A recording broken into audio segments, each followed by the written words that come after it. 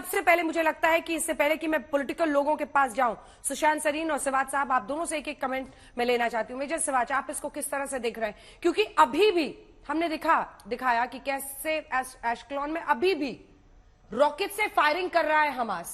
इधर दावा है इनका कि हमने दक्षिण इजराइल और जो पूरा बॉर्डर है उसको अपने कंट्रोल में ले लिया इजराइल ने, हमने पूरी तरह से सैनिटाइज कर दिया है इजराइल को। लेकिन अभी भी खबरें आ रही है कि उनके कुछ आतंकी शायद इधर ही है। दूसरी तरफ ये जो रॉकेट्स अभी भी हमास फायर कर रहा है, ये कैसे हो रहा है? देखो, सच्चाई ये है अंजना की हमास ने बहुत ज्यादा एक प्रकार तैयारी की हुई थी और एक बहुत बड़ा सरप्राइज लगा है इजराइल को। और ये सच्चाई है कि हमास को पूरी की पूरी हेल्प ईरान कर रहा था, और यही नहीं हिजबुल्लाह को भी, वो भी जो कि एक प्रकार नॉर्थ ऑफ इजराइल से लबनान से हमला कर रहे हैं। और ये सच्चाई है। सर, आप पहले दिन से बार बार कह रहे हैं ईरान हेल्प कर रहा है। व्हाइट हाउस ने भी ऑफिशियली कहा है कि हम इस अटैक में कोई ऑफिशियल लिंक ईरान से अभी तक नहीं ढूंढ पाए हैं। ईरान, एक बार जरा अंतर्राष्ट्रीय तरीके से जो आ रहा है फुल फ्रेम ग्राफिक्स से वो दिखा दें अपने दर्शकों को, फिर आप इस पर अपनी बात पूरी कीजिएगा कि कौन सा देश किस तरह से रिएक्ट कर रहा है। क्योंकि ईरान ने भी कहा है कि इस हमले में हमारा कोई हाथ नहीं है, लेकिन हम उन आतंकियों के हाथ चूमते हैं जिन्होंने इसको अंजाम दिया। सबसे पहले जो बाइडेन कहते हैं इजराइल में यहूदियों का नरसंहार हुआ है। आयतुल्लाह खुमैनी कह रहे हैं कि ईरान का हाथ नहीं है, लेकिन हम हमास को शाबाशी देना चाहते हैं। व्लादिमीर पुतिन का यह कहना है कि मध्य पूर्व के हालात के लिए अमेरिका ही जिम्मेदार है। तैयब एर्दोआन, जो कि तुर्की के राष्ट्राध्यक्ष हैं, इजराइल सभ्य देश की तरह बर्ताव नहीं कर रहा है। अमेरिका के वॉरशिप होने पर भी उन्होंने सवाल। इसीलिए इसके बाद जो ईरान की तरफ से आयतुल्लाह खुमैनी कह रहे हैं, उस पर मैं आपकी प्रतिक्रिया चाह रही थी। वो कह रहे हैं कि हम उनका हाथ चूमते हैं, बट कोई ऑफिशियल सबूत अभी तक नहीं मिला है। लेकिन आप ये मानते हैं कि इतने सारे रॉकेट्स अगर उन्हें मिल रहे हैं तो ईरान की मदद? देखो, हमास के पास इतनी काबिलियत क्षमता नहीं थी, उसको जो रॉकेट्स वगैरह हैं ये ईरान ने दिए हैं, और ये आज से नहीं काफी समय से हो रहे हैं। क्या किया हमास ने? एक सरप्राइज कर दिया। और आपको पता है गाजा स्ट्रिप का एक गांव बना के बहुत ज्यादा 6 महीने से बहुत ज्यादा एक प्रकार तैयारी कर रहे थे, मॉक ड्रिल हो रही थी, और वो बिल्कुल तैयार था इस हमले के लिए। और इसमें 2-3 बातें और अंजना जो बहुत इंपॉर्टेंट है, जिस प्रकार से अब इजराइल ने मन बना लिया आर पार की लड़ाई है, वो कहीं ना कहीं ग्राउंड अटैक पक्का करेगा। और अब सच्चाई ये कह दिया, ऑफिशियली कह दिया, बिल्कुल। और सच्चाई ये है, उनके रक्षा मंत्री ने कहा, एक सेकंड चूंकि आप टोक रहे हैं, इतनी सारी इंफॉर्मेशन है इस वॉर को लेकर। रक्षा मंत्री इजराइल ने साफ शब्दों में कहा है, सोचिए 2005 में उन्होंने छोड़ दिया था गाजा पट्टी को, लगभग 2007 में हमास का कब्जा हो गया। ये कहना है उनका कि लगभग 18 साल बाद वो कह रहे हैं कि हम वापस यहां पर घुसेंगे और ग्राउंड को क्लेम करेंगे। वो साफ दिख रहा है। बिल्कुल अंजना, ये करना ही पड़ेगा, क्योंकि अगर उनको हमास को एक प्रकार बिल्कुल खत्म करना है तो गाजा पट्टी में आना ही पड़ेगा, और वो ये अब लैंड ऑफेंसिव होगा। मगर इसमें एक ही डर है कि जो कैदी बना के लेके गए हैं 100 से ज्यादा इजरायली, उनका क्या होगा? क्या प्रकार से हमास उनको ट्रीट करेगा? जो बार बार कर रहे हैं, अगर आप ग्राउंड हमला करेंगे तो हम इनको मारना शुरू कर देंगे। ये एक थोड़ा सा क्वेश्चन मार्क है। मगर सच्चाई है, आज इजराइल ने मन बना लिया, आर पार की लड़ाई है, हमास को उन्होंने बिल्कुल खत्म करना है। सुशांत जी, हम वीडियो भी दिखा रहे हैं, एक बार वो वीडियो दिखा दीजिए।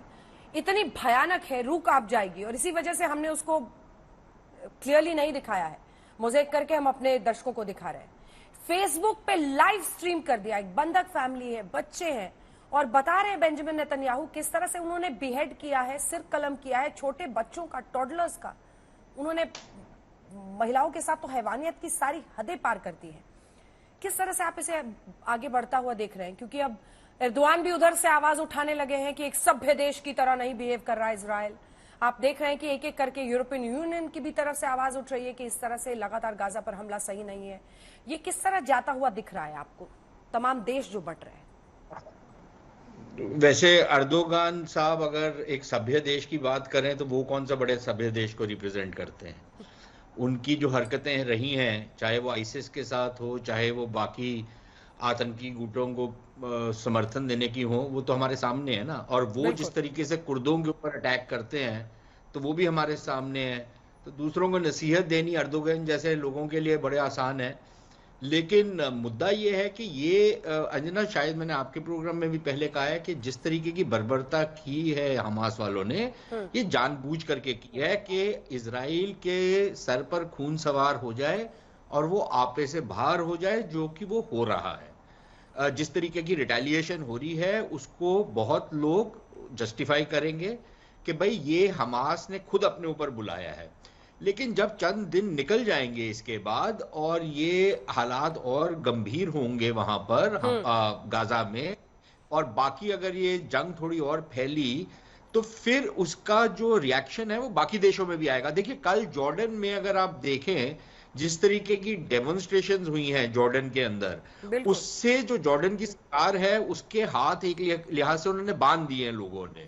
और आज जो जॉर्डन के शाह हैं उनका एक बयान आया है जहां पर उन्होंने एक लिहाज से हमास की तो नहीं लेकिन फिलिस्तीनियों की और 2 स्टेट सोल्यूशन की हिमायत कर दी है, और वो खुले तौर से हमास के खिलाफ उभर करके नहीं आए, जो मैंने बयान देखा है आज।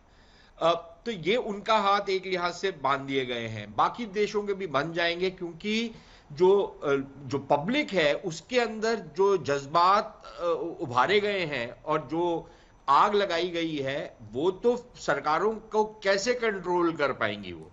और अगर वो हालात होते हैं तो फिर लोगों उन सरकारों को अपनी अपनी पोजीशंस लेनी पड़ेगी। अगर ये जंग और फैलती है तो अमेरिका ने तो अपना वो बहरी बेड़ा वहां पर खड़ा कर दिया है, अगर वो भी इसमें जंप कर गए तो फिर ये और एक्सपैंड कर जाती है वॉर। तो अभी बहुत नाजुक स्थिति में है और ये हालात किस करवट बैठेंगे अभी समझ नहीं आ रहा। और फिर एक चीज का ध्यान रखना चाहिए अंजना कि गाजा के अंदर लगभग 27 लाख लोग रहते हैं, उनके वहां से पलायन करने की कोई जगह नहीं है, वो कहीं नहीं जा सकते।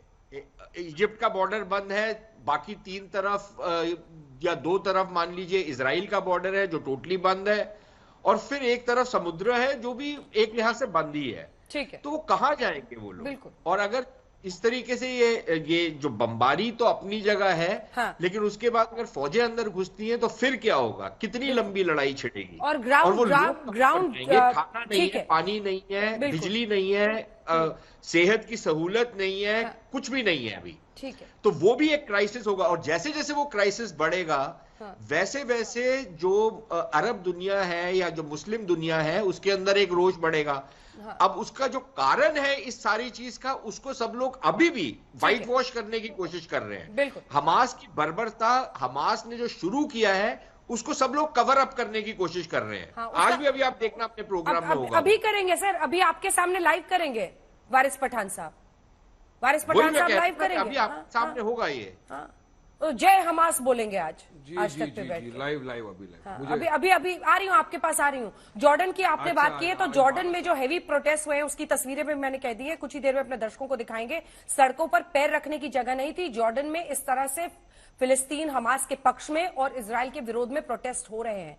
ये बताता है कि जमीन पर आने वाले वक्त में कैसी चुनौतियां हैं प्रधानमंत्री बेंजामिन नेतन्याहू के सामने। लेकिन इससे पहले कि हम आगे बढ़े और थोड़ी राजनीतिक बातें भी इस पर हो, आइए आपको सुना देते हैं असदुद्दीन ओवैसी ने क्या कहा है इस पर। पहले